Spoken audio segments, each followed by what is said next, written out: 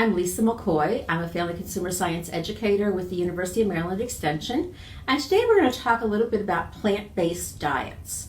And many of you may have heard recently about trying to have more plant-based diets, but it can be kind of confusing, so I just wanted to talk a little bit about what are they, what are the benefits of having a plant-based diet. So first of all, a plant-based diet really is just eating whole, unprocessed foods from plant sources. So it doesn't mean that you're eating a vegetarian diet, and it doesn't mean that you can't have any meat, fish, poultry. It just means that maybe you have those in smaller amounts and eat more plant-based protein sources as well. So we're going to talk a little about what are the benefits of that. So there are many benefits to a plant-based diet, and one of the first ones is that you're going to have help with weight loss and also weight maintenance. And there's two things that are really behind that. One is that you're getting more fiber in your diet when you're eating more plant-based foods. And that fiber helps you to feel full longer, and so then you're not as likely to overeat. And the other thing is when you're going to the plant-based and whole foods instead of processed foods, you're going to cut out a lot of those refined sugars that you find in your sweets and your sodas, and that also leads to weight gain. So this will help you to cut back on those and probably see some weight loss. Another one is that it can be very healthy for your heart. And there's a couple reasons for that. Is one, the fiber we just talked about actually helps with your heart, and it also has a lot of nutrients in those plant-based foods. So we do find that it helps to lower cholesterol levels and will help with the heart, your heart health. You're eating more vegetables, you're eating more fruits, you're going to eat some legumes and some nuts, and we're going to talk a little bit more about what exactly do you have to eat when you're eating a plant-based diet.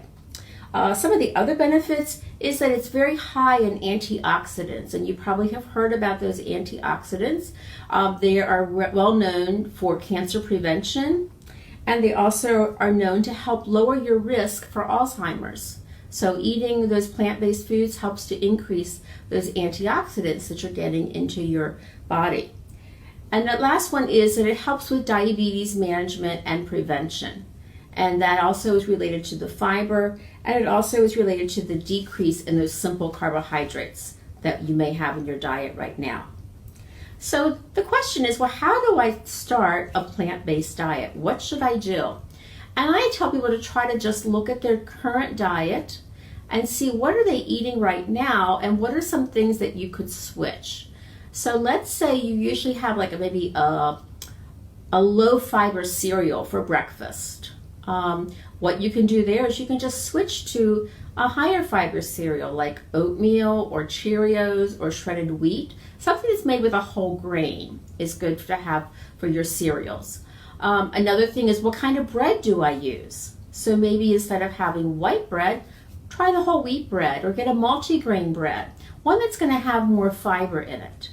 If you have rice in your meals, maybe you could have brown rice instead of white rice, or try some of those other whole grains like quinoa to use, because quinoa is high in fiber, but it also has a lot of protein in. And then look at some of your alternative protein, plant-based protein sources. Your legumes. When I talk about legumes, that kind of like sometimes is a foreign word for some people, we're talking about your like split peas, your lentils, your beans like kidney beans, black beans, the garbanzo beans is considered a legume. So all of those have lots of fiber, but they have a lot of protein in them as well. So a common technique is that people have what they call a meatless Monday. And that means that once a week on Mondays, you're going to have a meal. You're not going to have any protein, any animal protein at your dinner. So you're going to use some kind of plant-based protein source as your protein for that meal. And you can find lots of recipes. If you just Google Meatless Mondays, it's been something that's been touted by Johns Hopkins for many years. So they have lots of resources, some probably recipes there as well that you can try to have a meatless Monday. So that way you're just kind of decreasing your meat a little bit. It doesn't mean you can't have meat other time, but we're just kind of decreasing how often you have the meat, the poultry, and the fish, and just trying to have some plant-based foods as well. So thinking about your whole foods, trying to have more whole foods instead of processed foods. So what I'm thinking is, instead of having French fries, have a baked potato. And when you go out to eat, instead of having those French fries, say, can I have a baked potato, or I can have another vegetable instead of the French fries? Another thing is, instead of having you can have a boiled potato instead of instant mashed potatoes, or you can make your mashed potatoes from scratch, because your instant mashed potatoes have a lot of other additives and you're not getting really as much fiber as you would if you would just boil some potatoes with the skin on, the little red potatoes, or the little potatoes that don't have a really heavy skin, and just have that, and then you eat the skin, which gives you a lot of the fiber, and there's a lot of nutrients right underneath that skin that when you peel them, you're losing a lot of those nutrients. So you want to make sure that you try to eat the potato skin as well as the white part of the potato as well. And maybe try some new foods.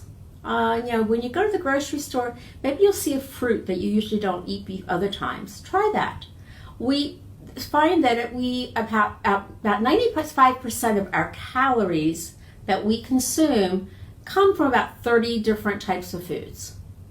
Isn't that amazing? Our diets are pretty boring when you think about it. And think about, what do you eat? You probably eat very similar every morning for breakfast, and every day you probably have very similar foods. Your grocery cart probably looks the same. So try to kind of like think out of the box and try something different each week to see if you like. You may not like it, but at least you tried it.